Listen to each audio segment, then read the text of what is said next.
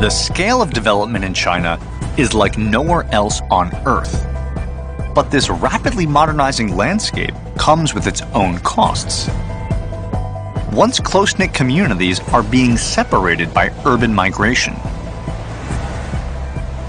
In this vast country, it can be a challenge to stay in touch. New media has jumped on the opportunity to bridge that gap. One company is solving China's problem of alienation by bringing people back together virtually. 3 years ago, a small group of Chinese entrepreneurs invented something called WeChat. This mobile-only social media platform now has 400 million active monthly users, and literally 2/3 of the entire country has a WeChat account. WeChat isn't your average messaging app.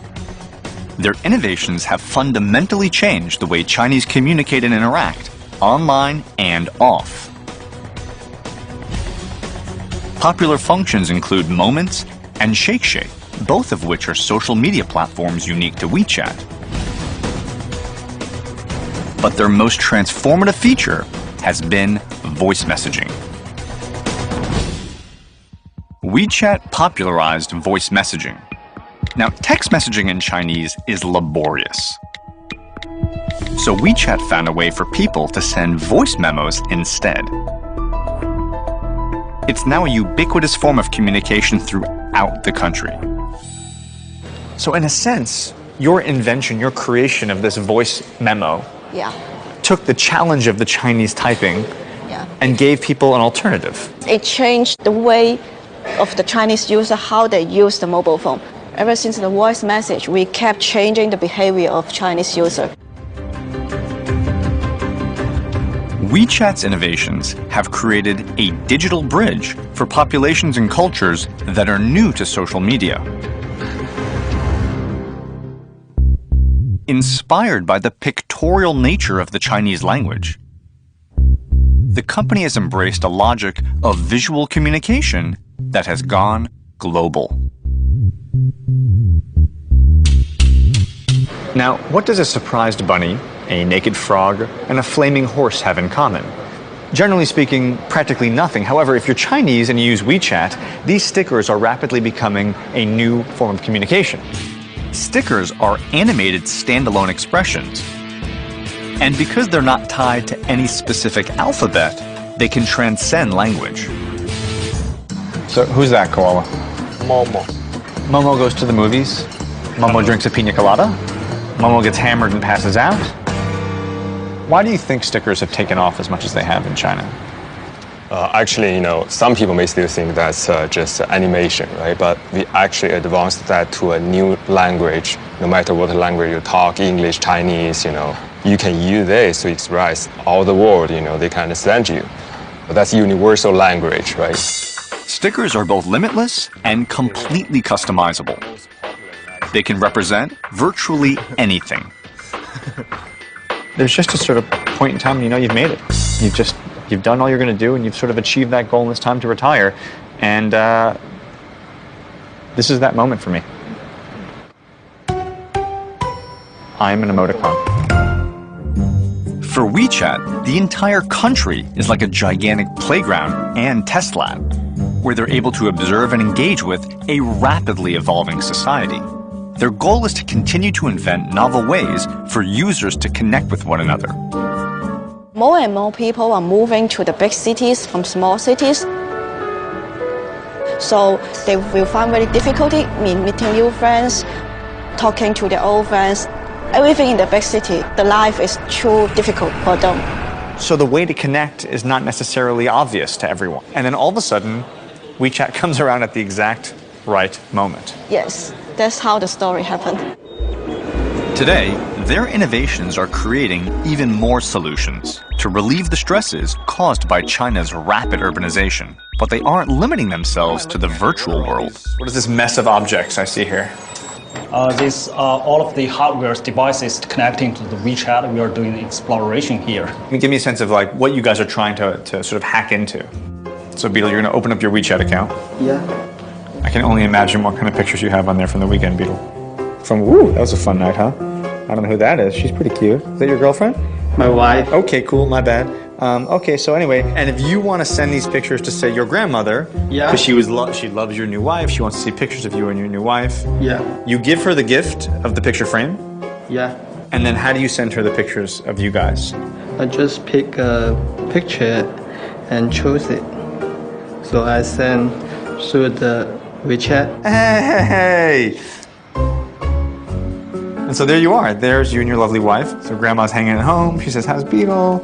So happy he found someone he loves. So his grandma is hanging out by herself. Wondering, what is he doing today? Is he having a good time? Bang! It is a kind of, I mean, we're being silly about it, but it is a kind of a really, like my grandmother would have loved to have this. I think this is an amazing, interesting way to involve someone who can't physically be here, but let them know what you're up to. What's your grandma's name? My grandma's name is Sue. Case in point. Forgot their names. If ever there was evidence of a cultural crisis, I just asked Beetle his grandmother's name. You know what he said? He had to think about it. You're forgetting your grandmother's name. You got to get this to her as soon as possible. Otherwise, you're going to break the bonds of your family connections. I'm adding Beetle. I turned on my friend radar, and I just got 4 new WeChat friends like that. Look at this.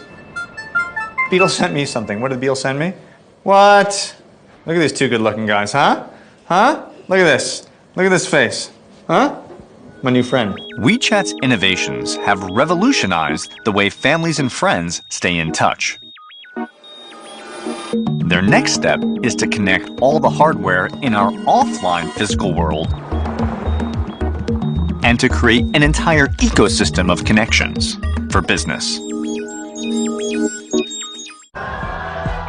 China's mobile app, WeChat, is transforming the meaning of connectivity in the country.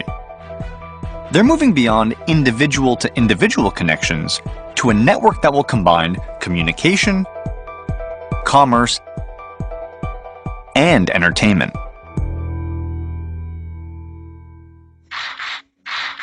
Well, in traditional model, people just sit in sofa and watch TV, just silent, and say nothing and do nothing.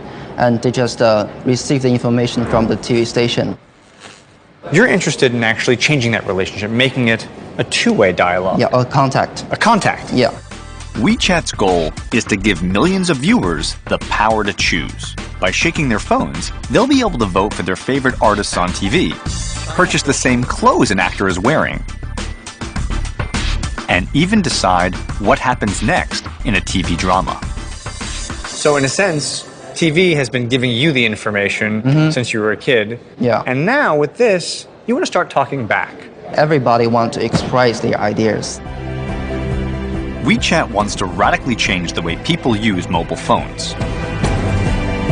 To date, their network includes over 5.8 million accounts from a diverse range of industries. Literally 1/5 of all Chinese companies have their own WeChat account. And every day, it's joined by nearly 15,000 new participants. They're using WeChat to manage their businesses and to interact with their customers. Individual users, companies, and media are all connected within an ecosystem in a new interactive way. And they're constantly working to define and refine how new media will shape their lives in the future. Beijing is here. So these are the huge areas. Beijing, Shanghai. Beijing, Shanghai, Guangdong. This is tomorrow. Yeah, tomorrow. You know, Alan, it seems to me that there are certain moments when a technology sort of transcends its function and becomes a part of culture. And it seems to me that WeChat has done that. Whether it's the mobile talking or people photographing their food, WeChat has become a part of Chinese culture in just 3 years.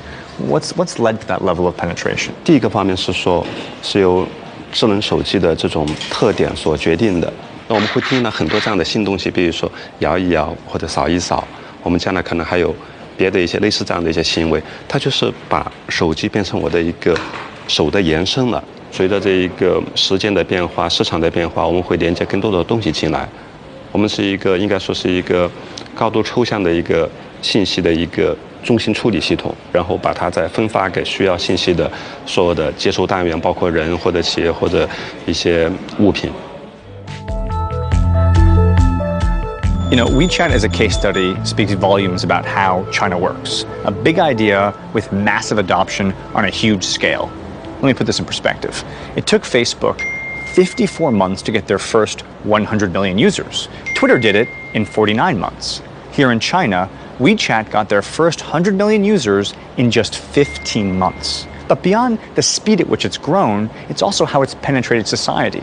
I mean, if you walk around China, the way people hold their phones, photograph their foods, communicate with their parents, WeChat isn't just impacting the culture, but it's literally beginning to transform it.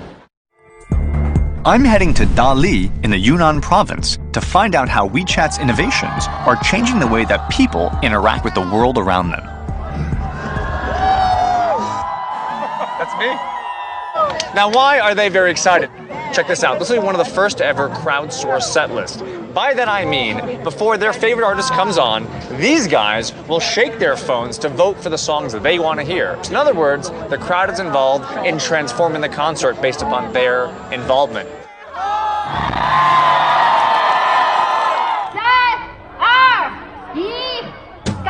Now the shaking has begun. There it is. Come on, number two. Come on, number two.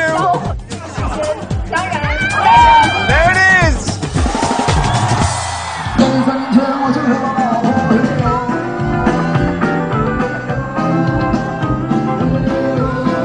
So there you have it. First song of the night, picked by the crowd, sung by the band, crowdsourced concert experience. They shook, they voted, their voices were heard, and they got what they wanted.